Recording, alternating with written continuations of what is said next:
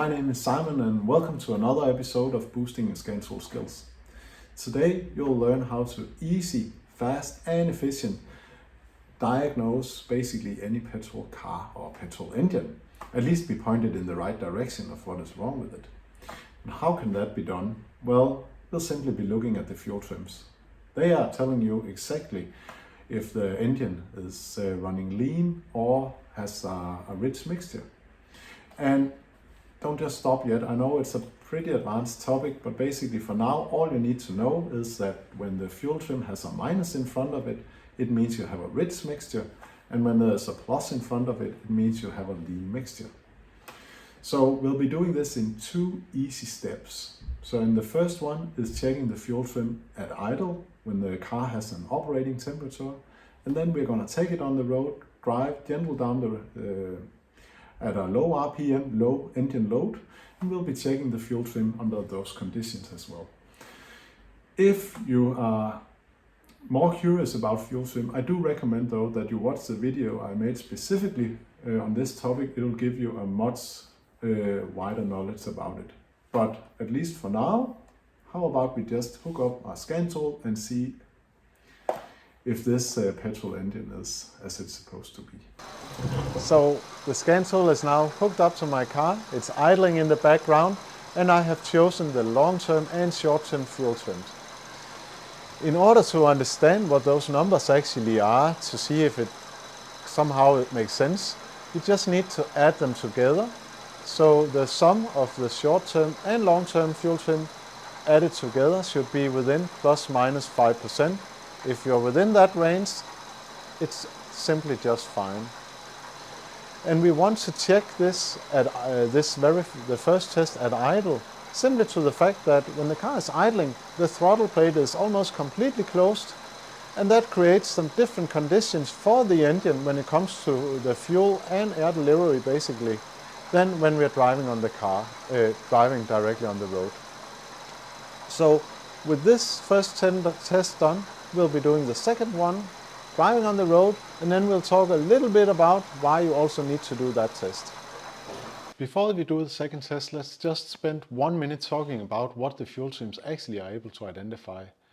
You would be able to identify if you have a leakage in your air inlet system, if you have a EGR valve which is stuck, if you have a fuel pressure regulator which adjusts the fuel incorrect, if you have a clogged air filter, faulty injectors. The root causes could be many for fuel trims which are outside the normal. I talked a little bit about the circumstances of the engine. They are different on the road than when idling. Now remember, when the car is idling, you don't have, if you have as an example with a force-induced engine, you have actually a vacuum in the whole inlet. And when you are driving on the road with a turbocharged or compressor engine, you will have a pressure instead. But generally you would still have, even if it's a natural aspired engine, you will have a higher airflow, you will have more fuel passing through, etc. So the conditions on the road are different. Of course, if you only have issues when the car is idling, you don't necessarily need to take it on the road to check the fuel trims there. Anyway, I have borrowed my mother and father-in-law's Kia Venga, so I'm pretty excited to see if the fuel trims are as they are supposed to be. So come with me.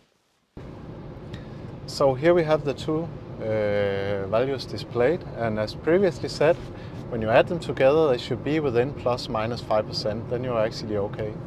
Now, be aware that when you do this test, first of all, the car needs to be in operating temperature. It means it has to have the right temperature. If it does not have that, the car will be in open loop. Thus, it doesn't use the O2 sensor to correct the fuel, and we want that. Similar, you don't want to do tip in like I do now, down with the throttle. When you do that, the car would as well go into open loop. And once again, we cannot use the fuel trims for anything. So you want to drive at a steady partial load, that's it.